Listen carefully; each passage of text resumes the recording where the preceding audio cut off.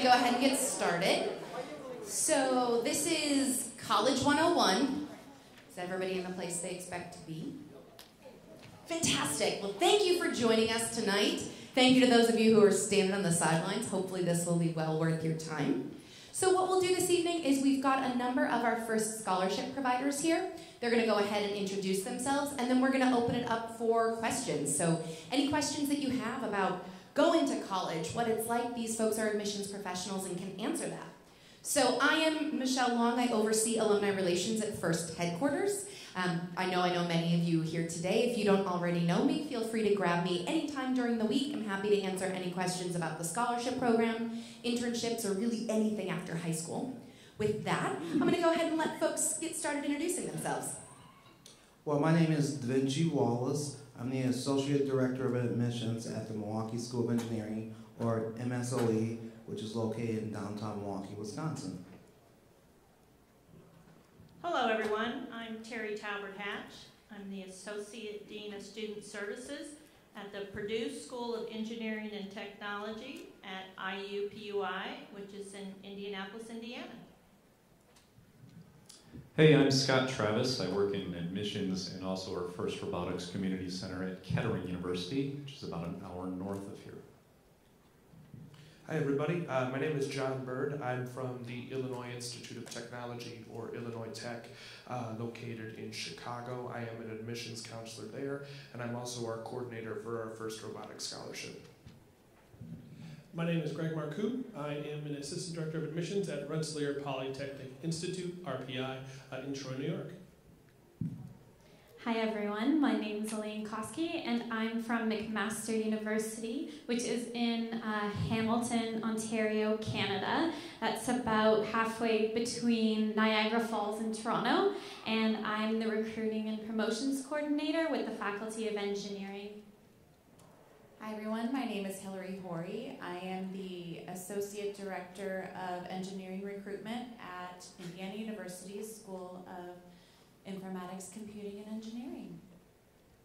Hi everyone, my name is Mike Malinowski. I'm the Assistant Director of Admissions and Student Affairs at Webb Institute. We're a naval architecture and marine engineering college based in New York, Glen Cove, New York, up in Long Island. Hello, my name is Samantha Van Sant. I'm the Associate Director of Admissions at Capital Technology University. We're a small private school situated just outside of Washington, D.C. Hi everyone, my name is Erin Burklow. I am an admissions counselor at Lawrence Technological University in Southfield, Michigan. So we're actually just about 15-20 minutes from here in East Lawrence. Hey everyone, my name is Stephanie Francis and I'm an undergraduate admissions officer at Jacksonville University in Jacksonville, Florida. Hi, my name is Amber Thomas. I'm the Associate Director of Admissions at the College for Creative Studies. We are an private art and design college located in downtown Detroit, about 10 minutes from here.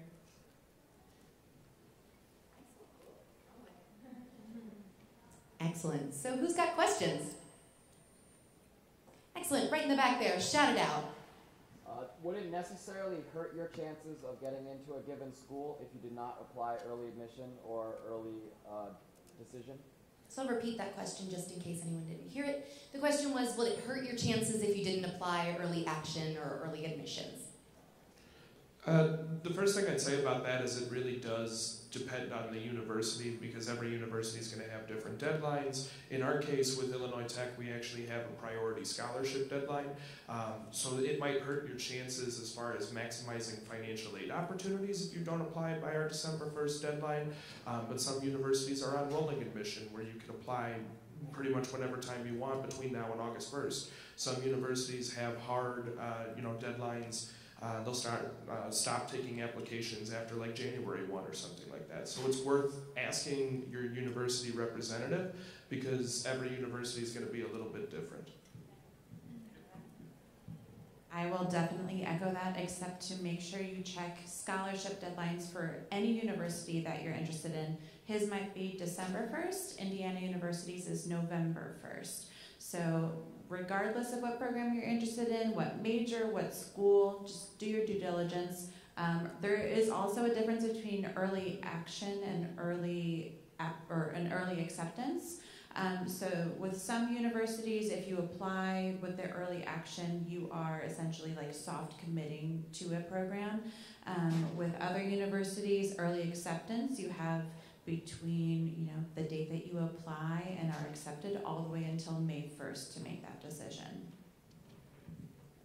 Our school, Web Institute, and Olin College, a couple of other ones, they have interview days. So all students that end up being admitted, this is not exclusive to engineering colleges, but it's more common than it is in other types of schools, where all students come in for an interview visit day, take some type of exam, meet with students. So we do that for early decision and regular decision. So if you want to express your interest, if the school does have an interview day like that, you can do it in a regular decision and really show that you are interested. So it would offset if you wouldn't apply early decision.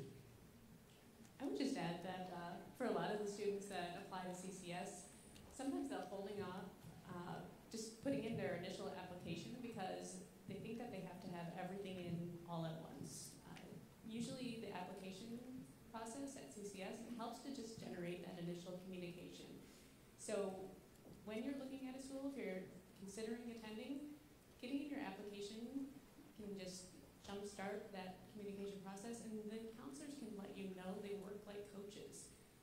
They're trying to help you get everything in a timely manner. So if it's a school that you're interested in, if it's something that you're serious about, make sure that you're just getting that first step taken care of as early as possible. I just have one more thing to add. Our admissions is a rolling admissions, but like everyone else, we do have a deadline for scholarships.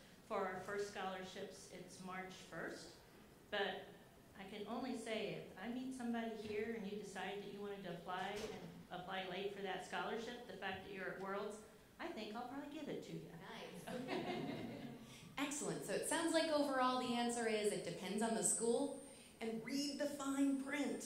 So wherever you're applying, make sure not to miss the little stuff at the end there. So sorry, I hear a little bit of feedback. I'm just kind of creeping away from everybody here, hoping that'll end it.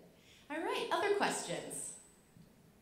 Right in the back there. Okay, I know everyone's going to understand this, but I have a student who had a disaster sophomore, end of sophomore, junior.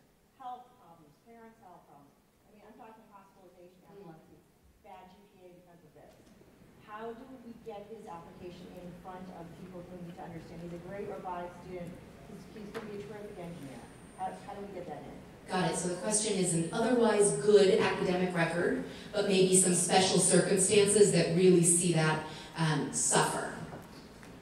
Well, at our school, Milwaukee School of Engineering, we always say you should apply early for circumstances like that because, as we mentioned earlier, counselors are like coaches. We're here really to help. I mean, we really want the best for you guys. So the earlier you apply, the more we can help. And situations like that are unique and different, and then we can work with that.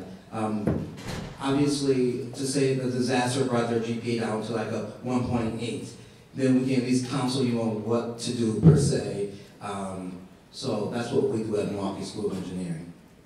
Yeah, on top of that, I would also just like to, and like we said with the question before, it's really going to depend on the school and what sort of review process that they hold. So I know a lot of schools will have hard requirements for their admission. At a school like JU, we do what's called a holistic review process, which I know is kind of an annoying term people have been hearing over the years.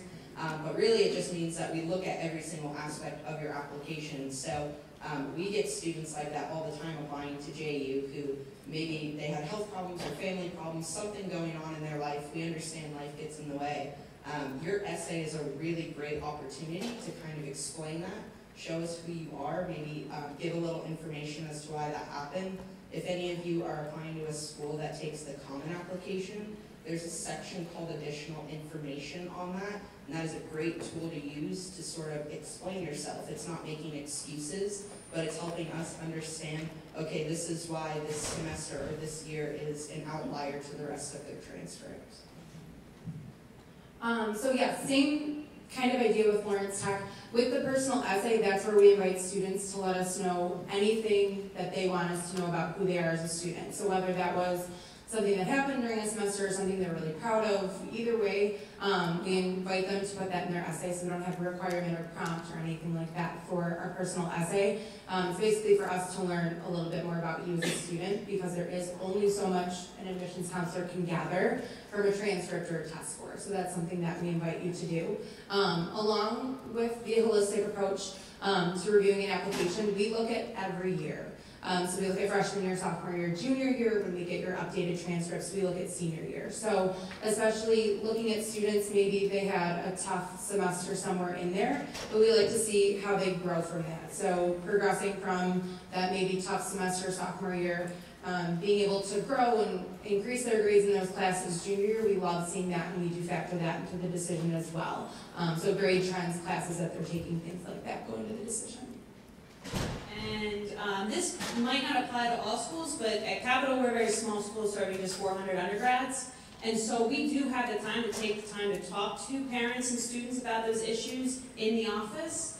And I can tell you it goes a long way for probably any admissions office to actually sit in front of a kid and hear them explain to you what they did wrong and how they worked to correct those problems, versus hearing a parent tell us what happened with their kid and so on and so forth, to see that the kid knows what they've done wrong and that they've taken the time out to put themselves in a vulnerable enough position to express what they've done and try and get into your college. So letting them make up for their mistakes will go a long way. And also, we look at guidance counselor recommendations. A lot of time that's mentioned in the guidance counselor recommendations that come with the secondary school report form. It's good to see someone from the academic side also defend the student and why their grades might be down, or why there's an outlier in terms of their what they're capable of. So the guidance counselor, so make sure you communicate with your guidance counselor as well throughout your high school process, so they'll be able to talk on your behalf. Great, so it sounds like generally the answer is, if you've got that dip, whatever it might be for, whether it's something that you had control of or some familial issues, making sure that you communicate that with folks on your admissions team is really important, and the way to do that will vary a little bit school by school. Excellent, so other questions? I know nobody here is shy.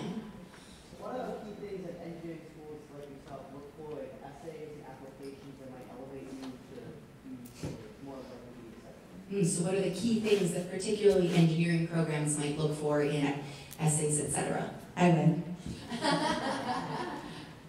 In terms of the engineering school or department or major, at least what I know we look for is outreach activities. So, I mean, there's a reason why we're all here, right? First Robotics is essentially you as an extracurricular performing what you might want to do in your full-time career. But also other outreach activities that include students that might have not been interested or exposed to STEM before is going to be really important, especially for a school like me. I mean, we're starting an engineering program. We're primarily a Big Ten liberal arts program. So even though we've had all of these strengths in the computer science areas, making sure that our students coming in want to spread the good word of engineering and STEM technology is really important for us. As far as coursework goes, because I think that's one of many different factors that I would play, and I would say that that's the most important thing. I'm going to take a guess that most of y'all in the room right now are looking at science, engineering, tech-focused programs. As a result of that, on our end, we're going to be looking for science, technology, math-related coursework.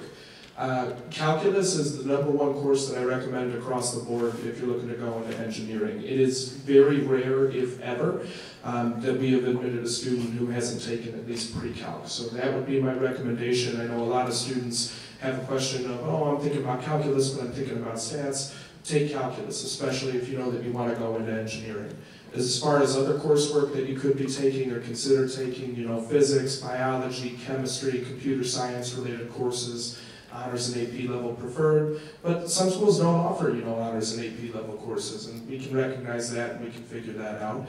But the more work that you're putting into those STEM related subjects, the higher that's going to shine looking on the engineering thing. But really, if the biggest takeaway that you can take from coursework, take calculus. That's the biggest thing. At Mcmaster University in Hamilton, in addition to looking at grades, we've started a supplemental application, which involves 2 video questions and 1 written question. And the big thing we look for with the supplemental application is communication skills. That's really important because if you can have the best ideas in the world, but you need to be able to communicate to them, and you need to be able to communicate to them to your peers in your first robotics team. When you eventually reach the workforce, communicate them to your team members, communicate with your classmates in college and university. So that's one big thing that we're looking for with admissions into the Faculty of Engineering at Mcmaster right now. Yeah, and then going to the essay, I always say write about what you're passionate about, whether it's first, whether it's a family trip you do with your parents every year, whatever it may be, that passion does come through in the essay, and then have somebody proofread it. Last thing I want to see is too many wrong yours, not enough commas. Those are my 2 recommendations for the essay. Again, write about what you're passionate about. So there, it sounds like, again, it's going to be a little bit different, but talk about the things you're passionate about. Make sure to take at least pre-calculus, if not calculus as well, and talk about your first experience. I'll be biased here. Talk about all the things that you do, but definitely mention your first experience and approach that in a way that, perhaps your admissions counselor isn't someone sitting here, it's someone who doesn't know about first, so give them a little bit of an invitation into seeing what that's been like for you. Well, questions over here? We'll start with one.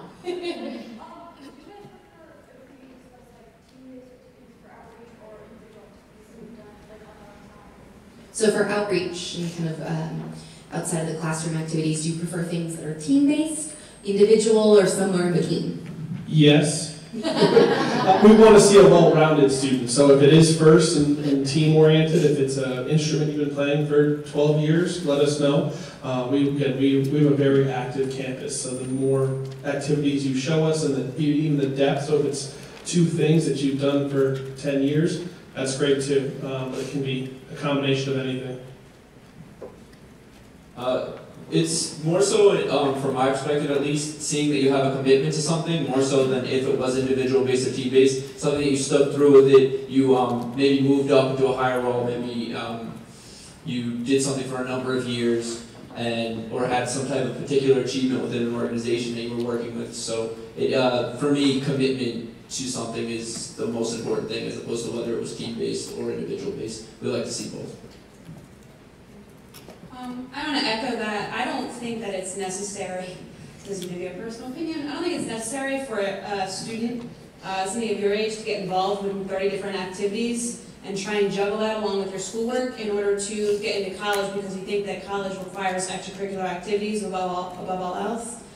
But I think that commitment to something and throwing yourself into that because you're passionate about it, that's what I want to see in a student. Whether it be one activity, whether it just be your involvement with first, I love that, talk about that.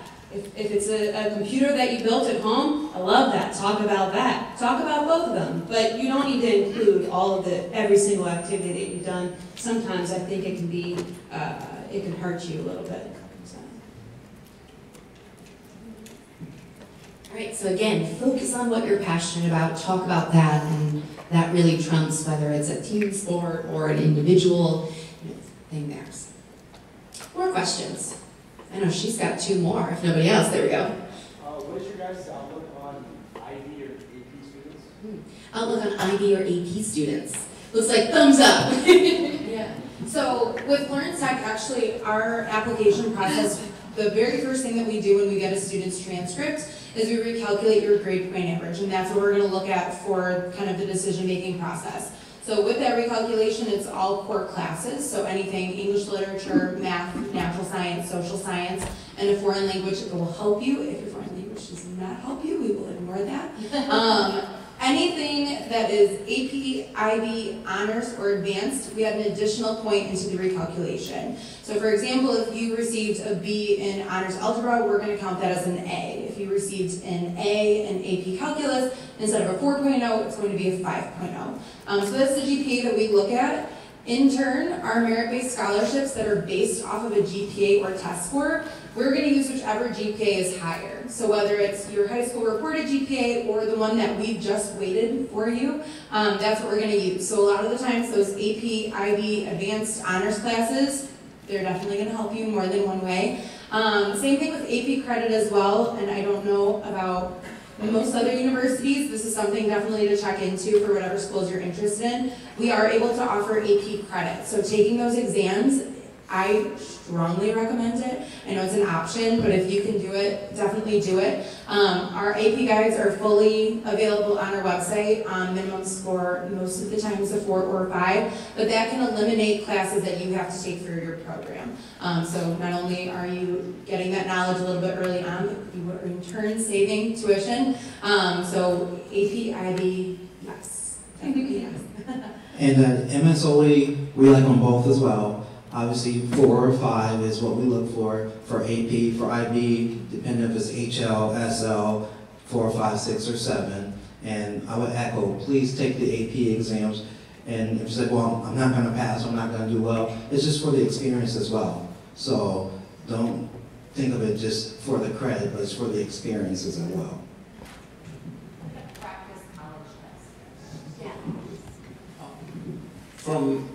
For web at least, I say that's the most important thing we look at in an application is the strength of your curriculum.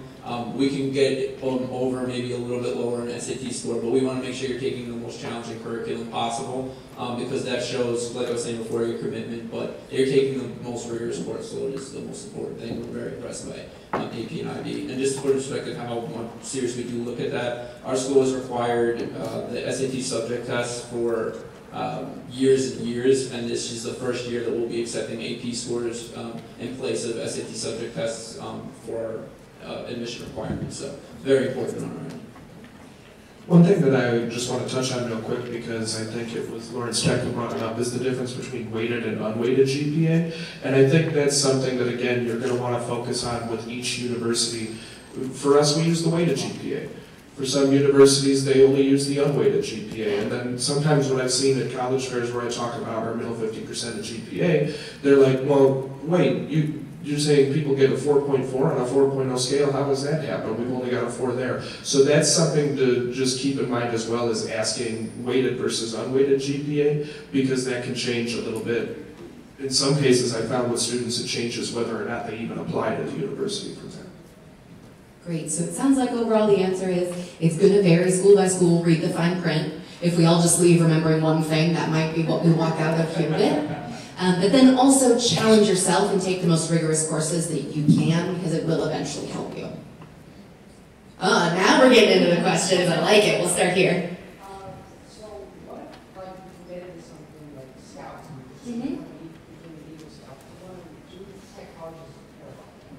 So if you commit to some sort of extracurricular, do they care? Looks like hand shot up in the air. I'm going to guess yes. My brother is a junior in high school and just got his Eagle Scout, and he had, yes, please clap for my brother. And as a result, on his applications, because he's also looking at going into physical therapy, so something that he'll eventually need his master's or doctorate in. When he did his initial meetings, even as a junior, they asked him about his extracurriculars, and I happened to go on a few of them because I'm that kind of a sister, and their eyes lit up because, again, it shows determination. That is not easy to obtain. So anything along those lines of you've put 10 plus years into something like this, that's really great, even if it's not tech focused, at least for me. Exactly what she said, but employers love it too. So that's something that you'll want to continue to put on your resume. So when we're talking about this, whether it's an Eagle Scout or whether somebody's testing for a black belt or any number of different activities, keep in mind your application date. All right, so if you say, I'm about to get Eagle Scout or Gold Star or black belt, it doesn't carry very much weight. All right, so you want to make sure that you're reaching these achievements by the time you're applying to colleges, when it counts as far as college application goes. Another thing as well, for scholarship participants with First Robotics. We also do have Eagle Scout scholarship opportunities. So all of that information is fully on our website on scholarships. So we definitely look highly on things like that. So that's something too to check out. Anything that you guys are involved in whether it's the community or through school, check for scholarships. There's a lot of really great resources both online and through different admission office and financial aid offices on college campuses. Let them know what you're involved with and just put feelers out and say, hey, is there anything additional in terms of compensation that I can get for this activity? So it's just something to look into. I've seen, and I can't speak for everybody else up here, but I personally, when reviewing applications, have seen a big increase in students submitting resumes, even though it's optional. That's something that I'd encourage you to submit if you have it. Again, as part of the review process, that allows us to kind of see everything at once from there. And, in some cases, when you talk about scholarships for us, if you're an Eagle Scout, that's something that we consider, and depending on a whole host of other factors, that might qualify you for a higher scholarship, like full tuition in some cases. So the more information that you give us, the more informed decision we can make about that. Nice. Excellent. So no matter what the activity is, if you've excelled in it, make sure to let your admissions folks know. And did anybody here make it to the first championship? Yeah. No, everybody looks confused. Everyone in this room made it to the first championship, so make sure that you mention that. That's important too. I scare everybody for a second. All right, we got a question in the back. So someone with like an IEP or 504 and their grades are a little bit lower than they would be and they're going to pursue like an engineering degree, how does that affect the admissions decision for someone? Great, so how do IEP or 504 plans affect admissions decisions? And I'm going to tack on to that. Do those carry on to college or university in these cases? Yeah, absolutely. So with anything like that, you're definitely going to want to check out what kind of accommodations the school that you're applying to can offer you. Every school has them out there, whether it's for any sort of thing that you need help with. And so just make sure you reach out to that school, whether it's a disability and support services, whether it's an academic support services, whatever type of office they have. Don't be afraid to ask that question to your admissions officer in that process. It's definitely something that most schools, like I said, can accommodate, whether it's extra time in tests, whether it's giving you a separate area to test in, a tutor, anything like that. It's something that we all have to do, but we're also more than willing to do. You're bright students, and if you're able to be accepted into the university, we want to help you succeed at the university in whatever way possible. So I would just say the biggest advice is just don't be afraid to ask, what sort of accommodations do you have for someone in this circumstance?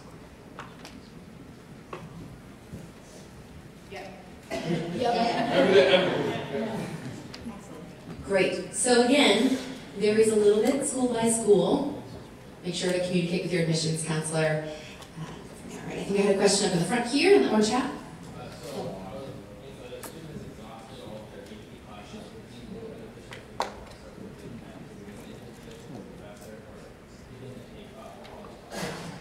So if you're looking at either an internship or college courses while you're still in high school, which one might be more beneficial?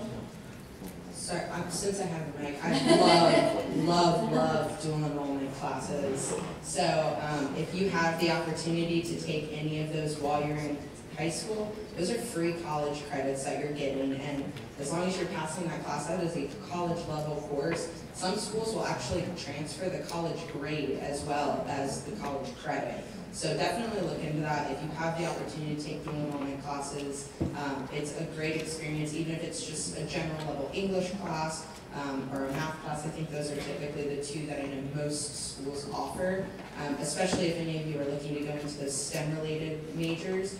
Most schools do still have a basic level English or some sort of requirements that you'll have to get out of the way. And if your AP credit doesn't meet that, say maybe you didn't get the score on the AP exam to cover that, dual enrollment is a really great option as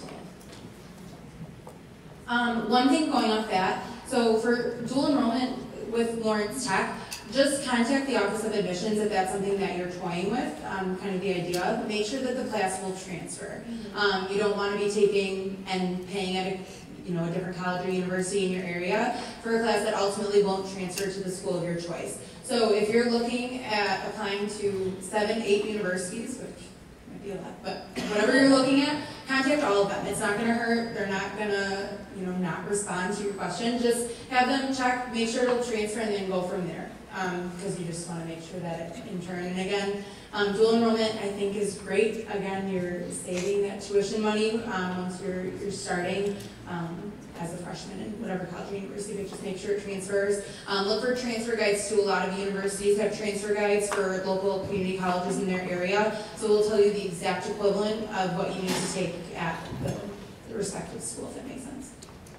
Pretty much ditto what everyone has said, but one thing really to keep in mind, at least at our university, the grade does transfer in. So I've had more than one conversation with students that every grade, while in college was an A, 4.0, but that dual credit they got an A minus. And so that does go into, at least at our university, goes into the calculation of the GPA.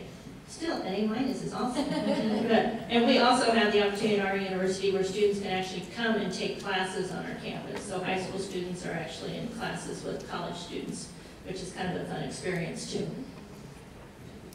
Excellent. All right, there in the pink zone. Can I? Oh, please. Can I ask you, are you taking the tests for all of the APs that you've exhausted? Okay, going off of LTU was saying then, I would check with the colleges that you're interested in before doing a dual enrollment, and just make sure that whatever dual enrollment college level course you're taking isn't going to transfer in as the exact same class that you're taking the AP test in. Yeah. And same thing for anybody that is possibly thinking about doing community college first. Always communicate those plans with the colleges that you're looking at.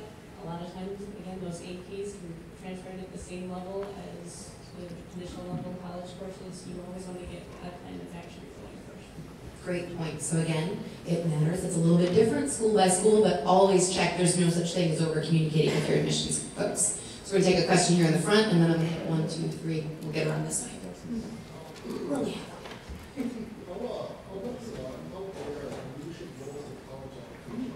How important are leadership roles on college applications? We have one full ride scholarship that's just based on leadership. So it's something we look for admissions, but more on the scholarship side too. It's really strong for us. So I totally agree. Admissions, we look at it, but it's really for the scholarships. We do offer full rides to our school, and so leadership is important. So for us at Jacksonville University, the biggest thing that we look for when we're reviewing an application is how is the student going to fit into the culture at our university. We're a small private university with about 3,500 total undergraduates. The majority of our students are involved in not just one thing, but several different activities. And so if we see that you've taken the initiative in high school to be involved in a couple of different organizations, or even just taking a leadership role in one, that shows us that that might translate onto our campus and that you might be a good fit as one of our students there. So always just do a little bit of research as to what the students on the campus that you're applying to are like. How do I fit in with that role and everything? Our campus, we're even smaller than that. We have 99 students, and it's a very lockstep. We only accept 28 students a year. It's we're considered a highly selective institution, and we but leadership's so important in such a small community like that because everyone has a role within the campus. So we want to make sure that each person is able to bring something to the table, and with that comes a level of independence that you're expected to have when you're coming in, and the leadership opportunities show that you contribute at a level of independence. So it's something that's really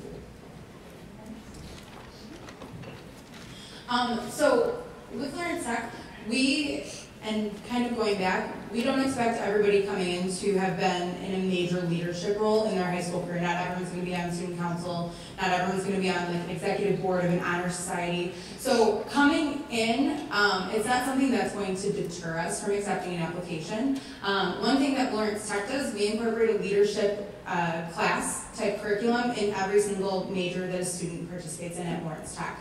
We think that in your college career, we want to create leaders in the area that you're studying. So that's something that we're able to offer. So even if you're not coming in as one of those leaders, we can kind of help push you in that direction during your college career. Excellent. So varies a little bit school by school. Make sure to communicate with your admissions folks, and they might have scholarships or things like that to offer to you as well, or to make sure that you apply for. In the back there, if you can, for me, speak up. So you emphasize taking AP courses, but one of our teachers said that we should... Oh, hold on, I'm gonna get you a mic.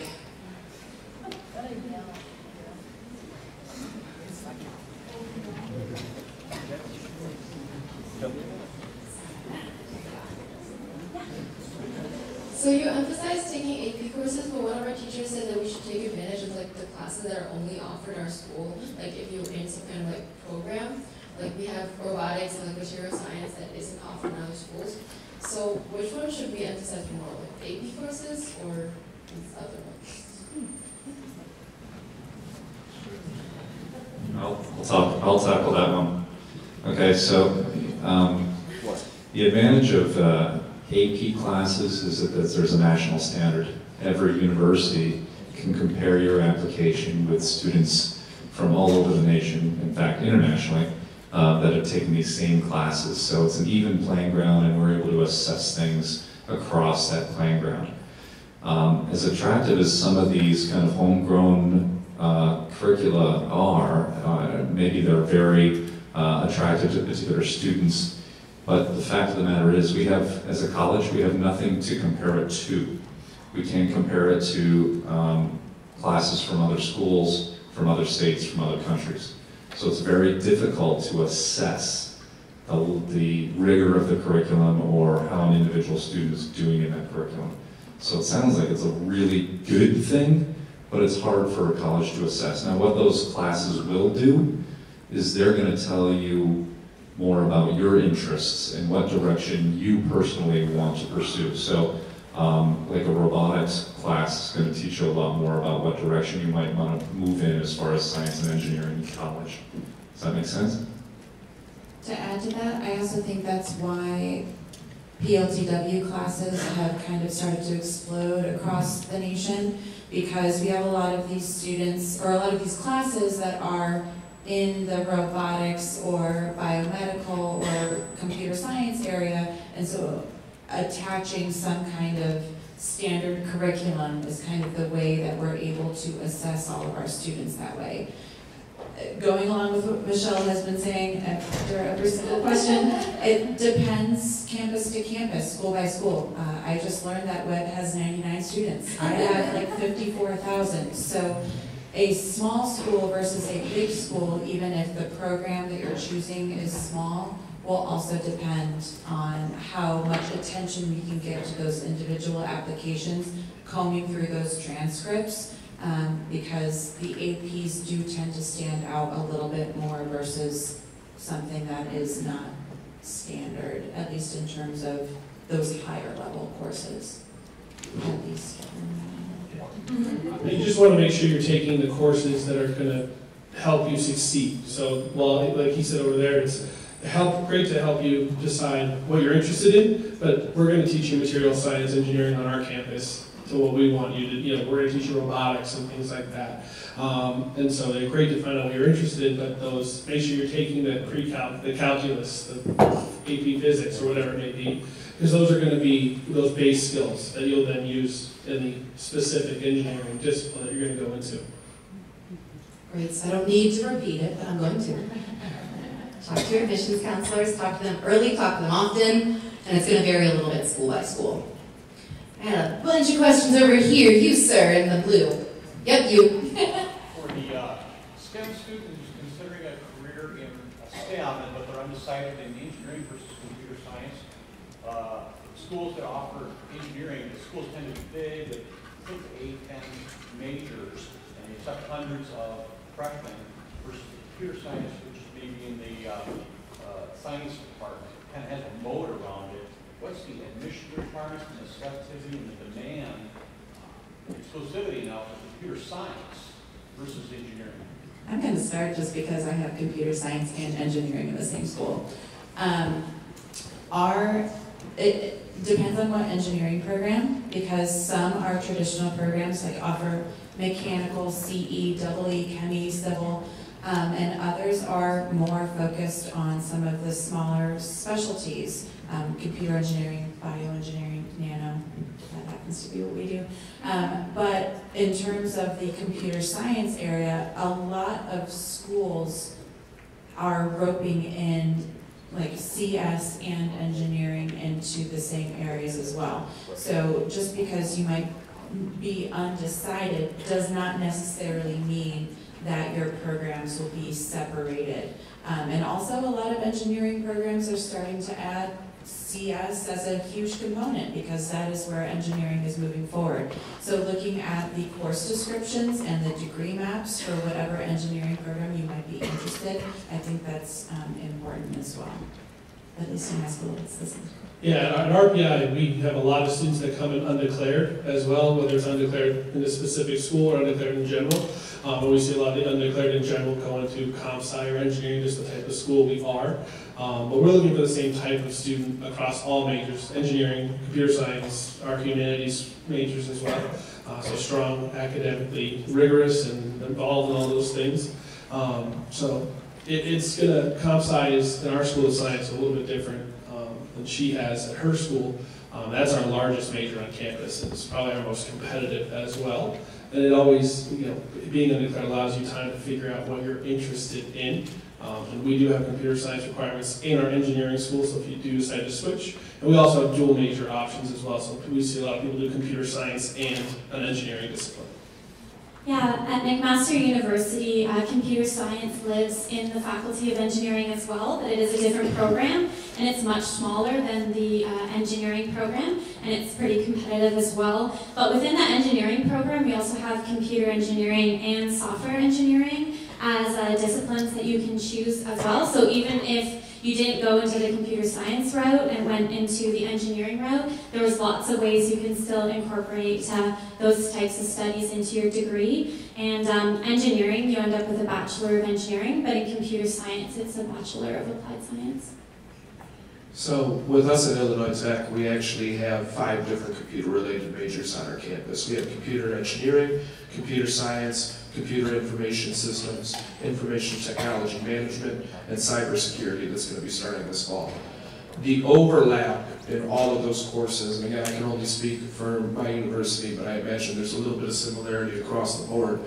Students are going to get a taste of all of those majors their first year, just by the universality of it. Technology is ever changing. We want to make sure that students can explore and figure out what aspects of it that they want to go into. It's the same admissions requirements across the board. You don't vary program to program, but it's very common for students at our university. They'll start at computer science and they'll go into information technology management, or they'll start in computer engineering, they'll go into computer science. And that's okay. You can change your major, you can take some courses, you can explore and figure out what you want to focus on. Now, as far as outcomes go, because I believe that's the second half of your question, as far as like what the job market is going to be beyond that, that's going to depend on the company, and that's going to depend specifically on what they're looking to fill. But there are opportunities across the board, especially in cybersecurity. I would say, given the events of what's happened in the last couple of years, there's going to be an explosion in that. But our students are going to find outcomes across the board because, right, science and tech is the fastest growing field that we have. Yeah. So at our school, we have computer engineering, software engineering, computer science, and IT. And just like ITT, I'm sorry. So, just like them, it overlaps. So it's not a big deal if they're not sure if they want engineering or the science, because it overlaps. And I always say it's like family. Like if you have a brother or sister, your foundation might be the same, but as you grow up, you go different ways. Same thing, look at it that way. The foundation might be the same, but as they get more into it, they go different ways. So. Thank you, excellent. So varies a little bit school by school, talk to your admissions counselor.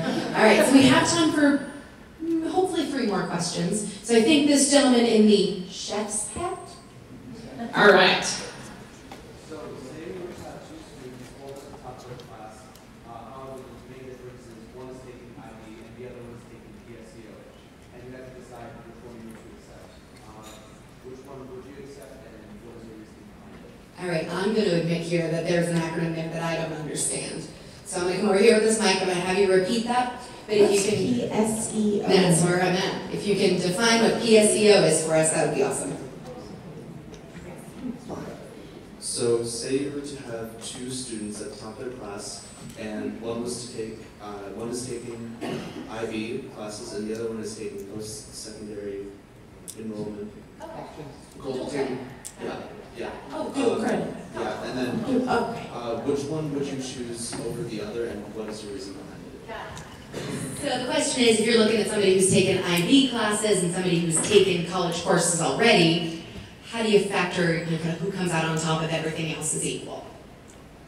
Well, for us, we're taking both.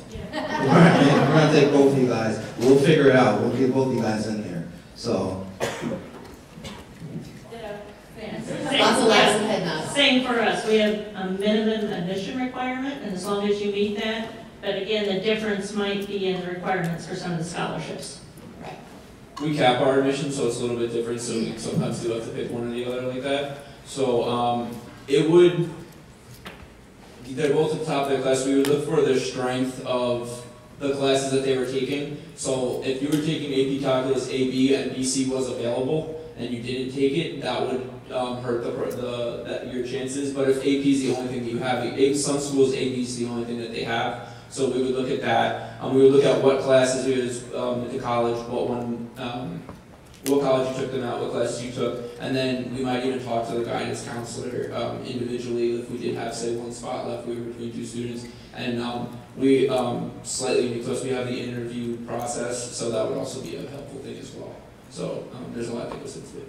So for most folks, it sounds like we're taking both folks.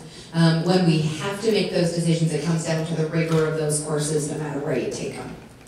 All right, I've got a hand in the back there, young lady in the red. So, would you say it's better to take a bunch of AP and honors courses and be more of an AB student, or take some easier classes and be straight A's? Ooh, so if you're taking a more rigorous curriculum, if you're taking a lot of AP, IB classes, is it better if maybe you're an AB student, or if you take the, let's say, easier courses and you have a better GPA? AB, IB courses, 100% is what I would say. So I think we heard that a little bit earlier, take the most rigorous curriculum possible. Anybody have anything to add to that? Strength of curriculum is one of the big things we look at when we're coming up with our merit scholarships. So, the all A's do, on paper might look better, but we also take note of that rigor.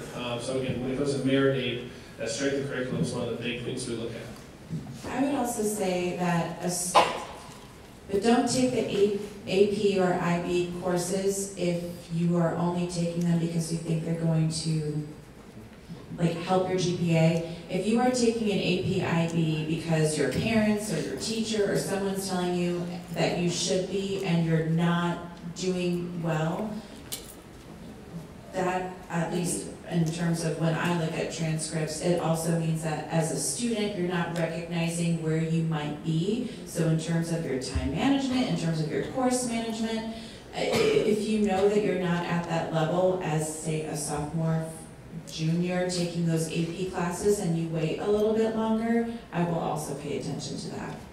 So take the most rigorous curriculum for yourself. Yes. Looks like we've got another answer there. Yeah? Oh, okay. Yeah, I do want to add something. Yes, piggybacking off what she said just now, if you're taking AB and IB classes but you're not doing that well, A's and B's is okay, but if you're struggling, sometimes I do see people that have AP, IB across the board, but they're having C's and D's or mostly B's. We would prefer, we like to see the A's and the B's in the AB, IB courses if you are taking them, but we like to see as many as possible, but we won't take someone with D's and AB as opposed to someone with A's in regular classes. Excellent. Right here in the front. I was thinking about taking some course, applying that college outside of country. What tip did you get? So if you're a US-based student looking to university outside. Yeah, I've been thinking of coming to Mcmaster in Hamilton, Ontario, Canada. We look at AP courses, and you must have the AP course requirement for the program. If you want to come and talk to me after, I can give you the specific AP classes that are required for all of our 4 programs. But we look at that, and we look at AP courses because as my colleagues up here mentioned before, they're standardized. So we have a way of knowing exactly, like we know what we're looking for when we're looking at your application. An AP course in the US and an AP course in Canada, you know what those look like. Exactly. So that's definitely my best piece of advice if you're applying to Mcmaster is definitely get those AP courses. And I can answer for last week in Houston, we had a number of our colleagues from universities in Mexico, and similar answer there. As long as you're taking that rigorous curriculum, they'll look at that. Great, all right, we're speeding through these. Let's go on the floor there. With things such as standardized testing, often they're split into different sections like math and English.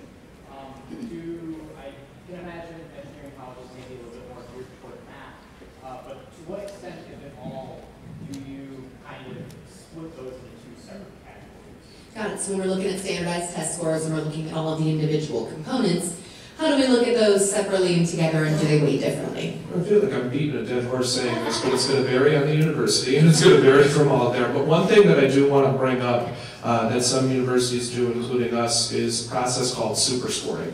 Superscore means that, for those of you who don't know, if you take the SAT or the ACT multiple times, we will build the best score out of all the different sub-scores that you submit. So it's in your best interest if you take it multiple times, which I always recommend students take those exams at least twice. It's in your best interest to send them all to us because let's say, for your example, I take the ACT once, I didn't do so hot on the math, but I did really well in the science, and then vice versa happens on the second time, we'll pigeonhole all the different sub-scores from there.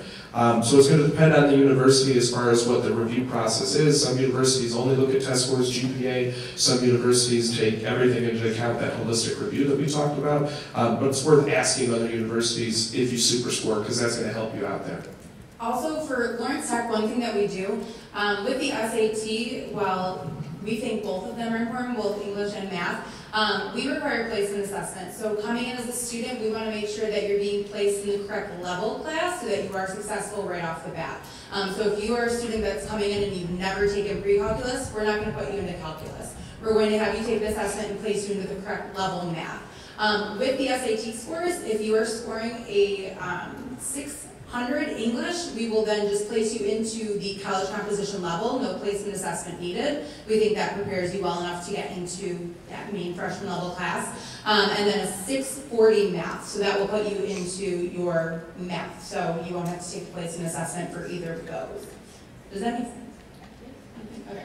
So at Kettering University, we definitely look at math quite a lot, whether it's standardized testing or on a high school transcript. But I wanted to make just a general comment about the students that we're looking for. There's a lot of questions pertaining to kind of hard and fast rules on high school transcripts, standardized tests, that type of thing. So scientists and engineers in general are not successful the first time around. You guys know this, all right? Right? So we appreciate students that are challenging themselves and then tackling the same problem multiple times. So maybe students that self-identify as not being good test takers, but still take the test 3 or 4 times and show improvement, right? That's what we're going to look at. When you're taking AP classes, we like to see students that maybe struggled somewhere along the way and made some adjustments.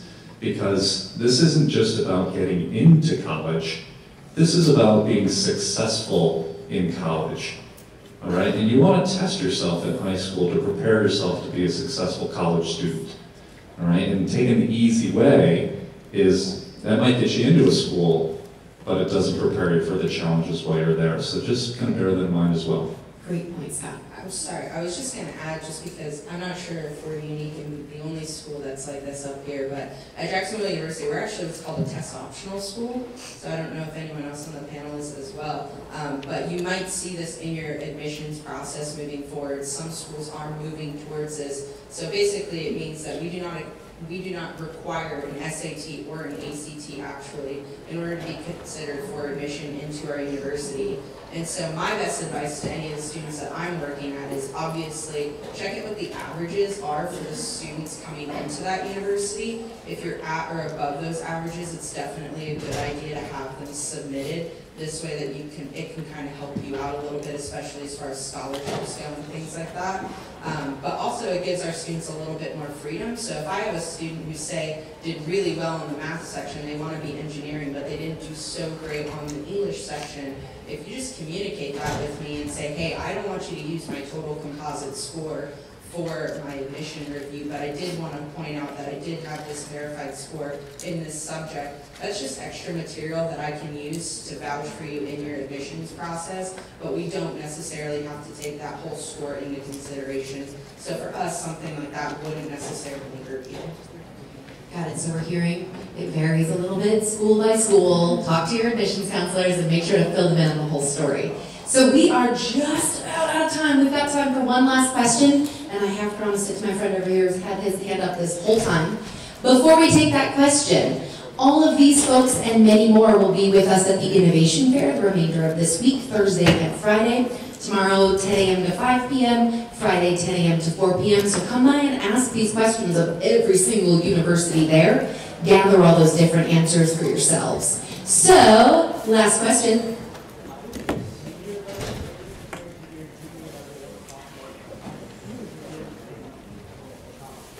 So, how much does your senior year matter, especially when it comes to rigor? If you maybe take less rigorous courses your senior year, is that going to hurt you, or is it worthwhile taking those more challenging courses even during that last year of high school? So I'll tackle that first.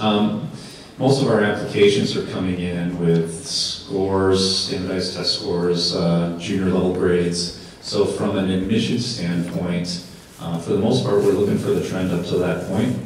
At Kettering, though, we have a very, very extensive co-op program that kicks off freshman year, and our employers that we partner with look at senior grades a lot. So the work that you're doing your senior year definitely still counts for a lot. At IU, we accept your application with your cumulative GPA and transcripts from your freshman to junior year, because we want all of our students to have equal standing in terms of how we evaluate everyone. So although we have the record of the courses that you are in, and we do look at that, for at least for the main campus in Bloomington, it really does matter what your course record looks like from freshman to junior year, because we base everyone, as a fairness thing, we base everyone for those 3 years unless we ask you for additional transcript information. I definitely want to see a continuation. We talk all about upward trends and students challenging themselves through senior year. That's something that we look for. And I'll just use this as an example. One of the things that makes me upset in the review process is that if you have a student who's junior year and takes all these courses and then isn't taking anything honors or AP level, especially when they have the aptitude for it, especially math courses. Like take a math course senior year for everything that you want to do in engineering. Now, you know, like Kettering said, you know, we're going to look at grades, you know, up senior year, and I have heard, and this is going to sound scary, and I'll preface this by saying it doesn't happen often, but I have seen in some cases where if a student does really poorly senior year, we will rescind admission. So it's, I cannot stress it enough that like if you're taking courses senior year, continue to challenge yourself. Take a math course, continue taking those honors in AP, because you might think that you get into the admission, you get admitted into the school in November and December, and then you think, oh, I'm all good to go, I'm going to do all this, and then you blow off the second semester senior year, and then I got to call you letting you know what's happening with that. I hate making those phone calls. I imagine we're all in the same boat about that. Just to add on a little bit, we actually have a section on our application that says senior year courses. We like to see that you're continuing to challenge yourself. We take note of everyone's highest level of physics and calculus in particular, because those are the most important in terms of the way they intertwine into our curriculum that we have. And but yeah, I have never rescinded an offer, but I had somebody who was a very strong applicant. We got their mid-year grades as a senior year, and they were not on par with what they did the other 3 years, and it factored into the decision. So it is something that we look at. You definitely shouldn't just throw in the towel senior year and think your junior, sophomore year grades are good enough to get you by. Great, so senior year matters, not just the grades, but also what courses you're taking. Think of it as, you know, pre-freshman year in college even. You're getting ready to go to school, so keep challenging yourself. So let's take a moment, let's thank our panelists. Thank you all for being here with us tonight.